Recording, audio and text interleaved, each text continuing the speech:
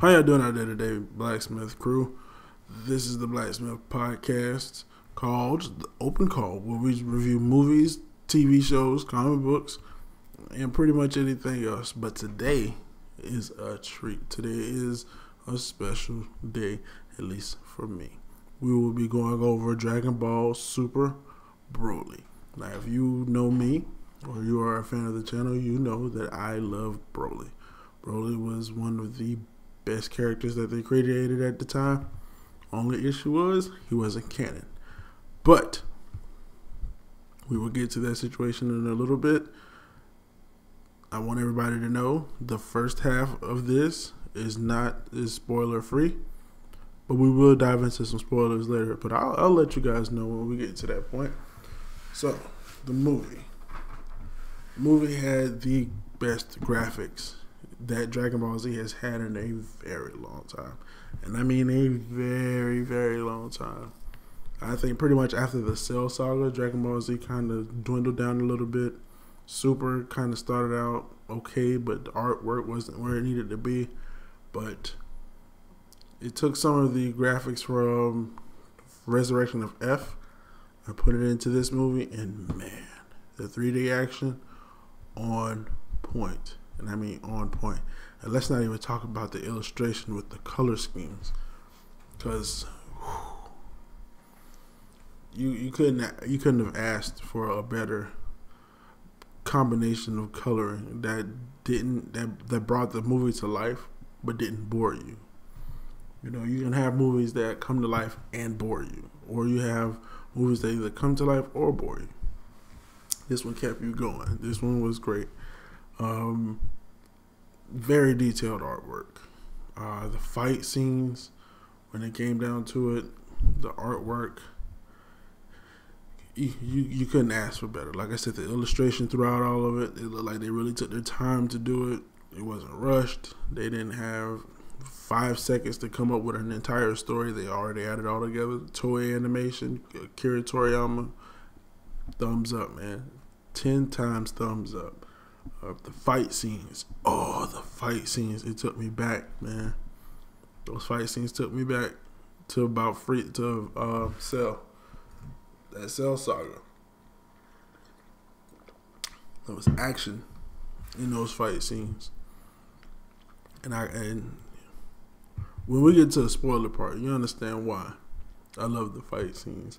The new origin that they did for Broly, I love it, because they made Broly make sense. And that's one thing.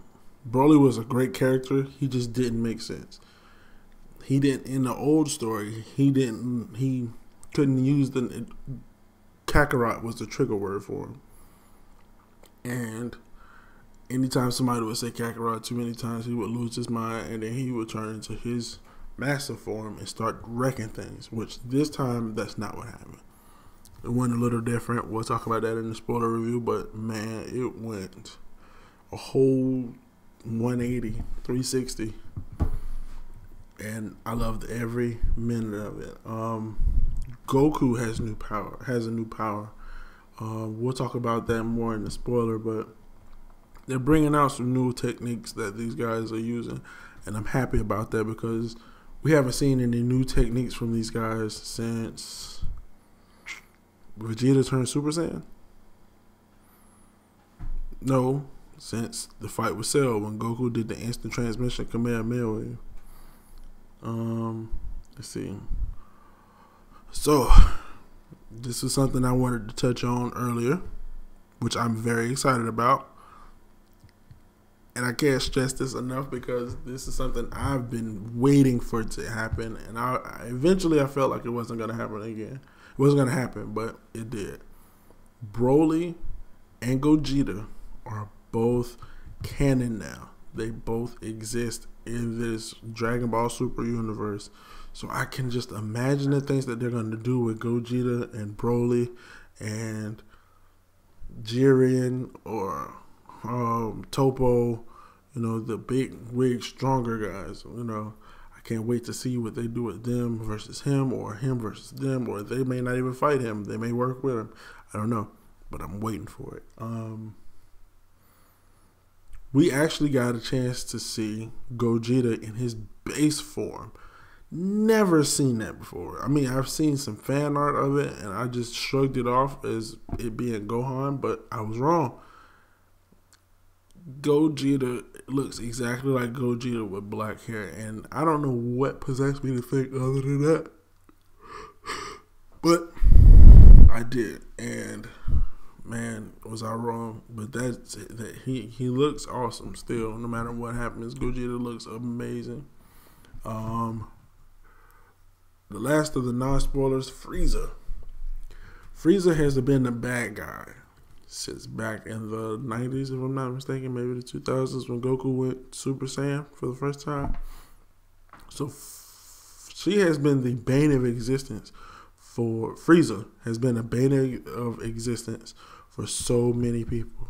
But in this movie, for him to be the comedic relief is a whole 180. And I didn't even expect it, but Frieza was pretty much the comic relief. And man, I could not stop laughing. I couldn't. I tried. But the things that Frieza had to go through,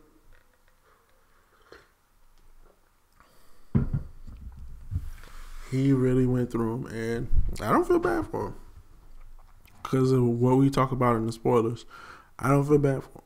He made his bed, now he got to lay in it. But man, the movie, like I said, was spectacular. My wife, her friend, my daughter, we all watched it at least 2 or 3 times now. Can't get enough of that movie. I personally will rate it 8.5 out of 10. And the only reason that 8.5 is because it's still missing certain pieces, but you can't have everything. You got to give up something, and I get that. But man, if we're able to get these small parts, I'm telling you, we'd be 110 and 110.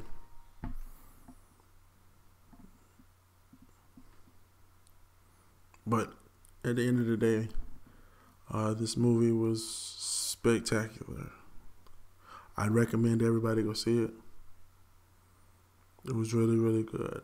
I'm going to take a break, but I'm going to take a break because we need a word from our sponsors. But I'm also going to check in to do the spoiler review.